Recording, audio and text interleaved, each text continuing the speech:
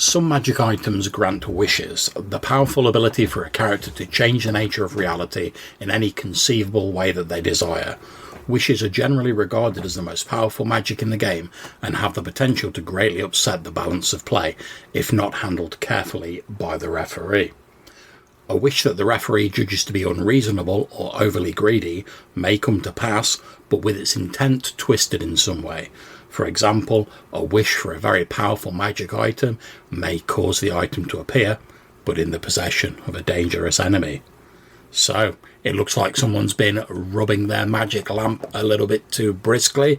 Welcome to the Red Dice Diaries RPG podcast with John and Hannah. Hi. And in case you hadn't guessed, today we're going to be offering some advice on how you can use that most powerful of magic's wishes in your game.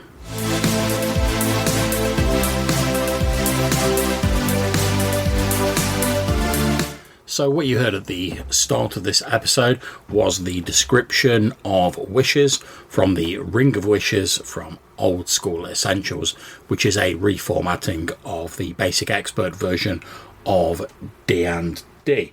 Now, we all know about wishes. They're a powerful thing that you can basically wish for anything, but the descriptions in Old School Essentials and the AD&D Dungeon Master's Guide, which also mentions the Ring of Wishes, specifically mention that greedy wishes, or those who try and cheat fate using wishes, will find the intent of their wish distorted or twisted to sort of create some sort of like cosmic comeuppance. And I'm just going to read to you a little bit out of the AD&D DMG, where it's talking about the Ring of Wishes. It says, as with any wish, the GM should be judicious in handling the request. If the players are greedy and grasping, interpret their wording exactly. Twist the wording or simply rule the request as beyond the power of the magic. In any case, the wish is used up whether or not the wish was granted, and regardless of the DM's interpretation of the wish's request. No wish can cancel the decrees of godlike beings unless it comes from another creature. And as you heard just before the intro music, Old School Essentials also advises that greedy wishes should be like taken as the letter of the wording rather than like the spirit of the wish. So that reminds me of quite a good story about a guy who finds a genie lamp in Central Park and wishes for $1 billion. And the genie says, "Are you really sure about that?" The guy says, "Yeah." "Fair enough." He goes and murders a couple sitting nearby, rifles through their pockets, comes back to him. "Here's $12. I'll have the rest for you soon." Yeah. So whilst that's a sort of very like blunt force trauma way of doing it, the most obvious sort of fictional antecedent for that I can think of is obviously the Monkey's Paw. Mm-hmm. Which, for anyone who doesn't know, is a short story by W. Jacobs, published in 1902. And the short story basically involves a guy who served with the British Army in India. He comes by to visit his parents, introduces them to this mummified monkey's paw.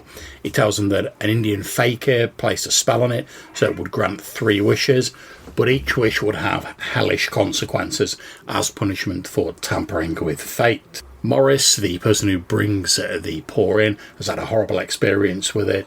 He throws it into the fire. Mr. White, not believing him, retrieves it, and he makes some wishes himself, such as wishing for £200, which was the equivalent of like about £24,000 nowadays, so that he can make the mortgage payment on his house. Whilst he makes the wish, he suddenly drops it in surprise, claiming it moved and twisted like a snake. The next day, their son leaves for work in his job at a local factory. A few minutes later, an employee arrives pronouncing that he's been killed in a terrible machine accident, and although the company denies responsibility, they've decided to make a goodwill payment to the family of the deceased, the payment being £200, the amount that he wished for. A week after the funeral, his wife, mad with grief, insists her husband use the paw to wish Herbert back to life.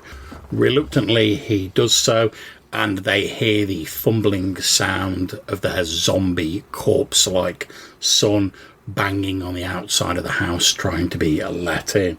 He picks up the monkey's paw and makes his final wish for his son to be back at rest, and as he does so, the knocking stops, just as his wife, still mad with grief, opens the door to find no one there.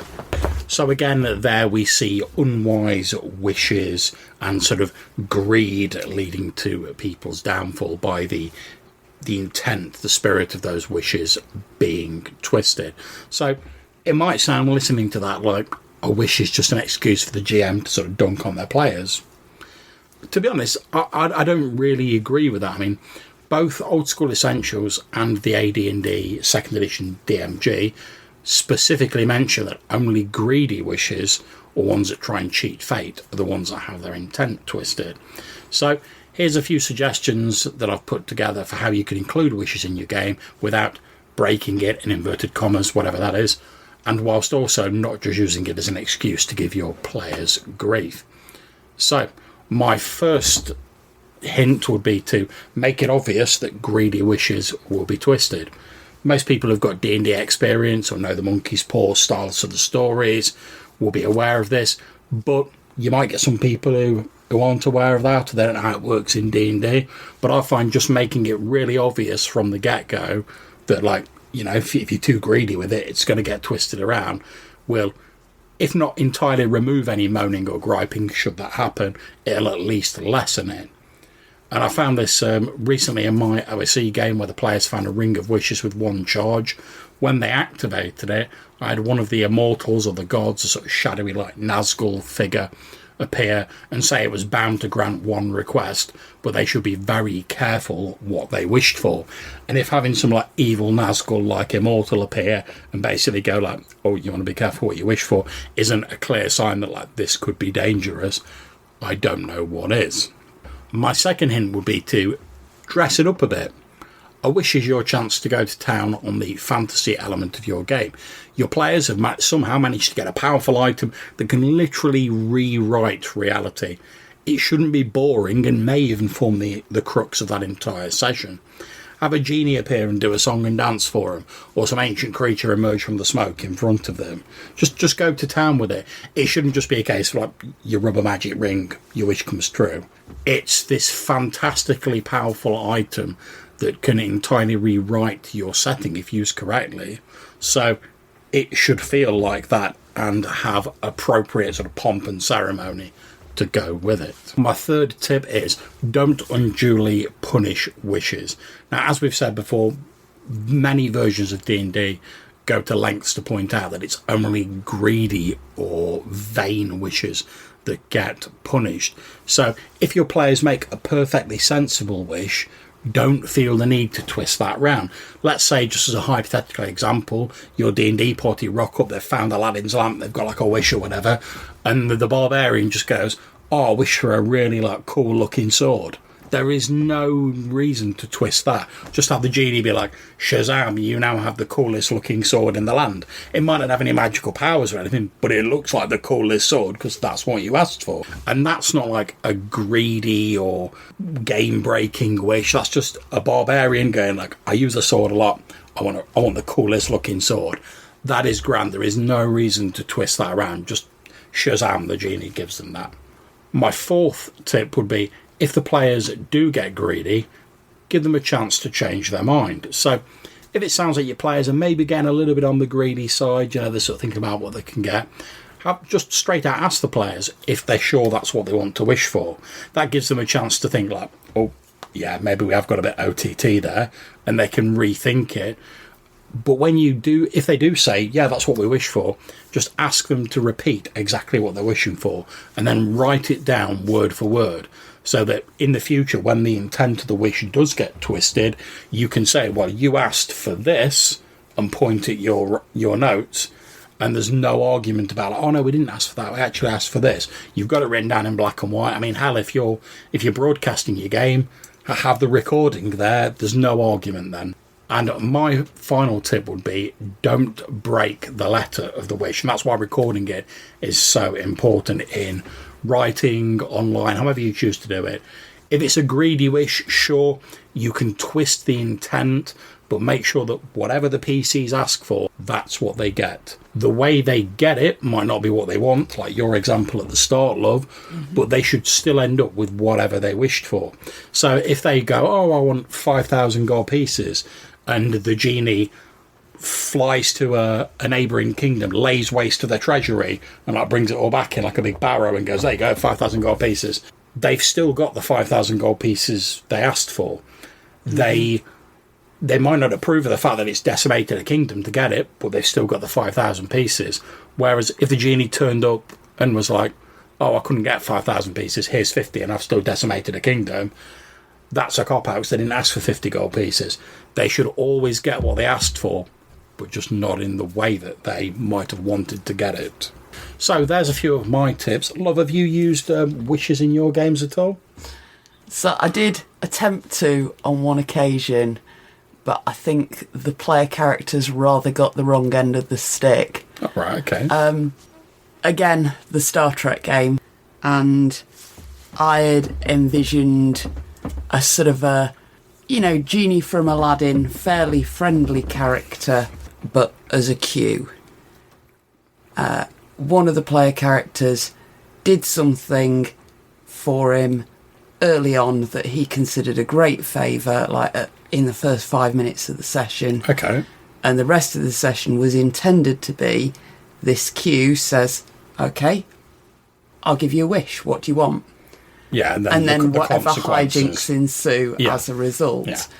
Unfortunately, the player was completely not on board with this story. He really did not like the idea of his character making a wish and it having any kind of an effect on the universe. The other characters were horrified that there was a Q on their ship. It wasn't the Q that harasses Captain Picard. It was a member of that species who was quite friendly towards one of their crew. And they basically stood around in the ready room and slagged him off for 2 hours and then told him to leave. See, the thing is, I can sort of sympathise with that, because if you sort of, like you say, it wasn't the Q from the Star Trek series, but it's a member of that same species. Now, the thing about Q is he's like a horrendous arsehole during most of it and like messes people about. Now, this depends on your interpretation of Q, and as far as I'm concerned, Q is extremely misunderstood. Q really, really wants to help Captain Picard save humanity because the rest of the Continuum think humanity is not worth saving. Q does his best to help Picard to save humanity.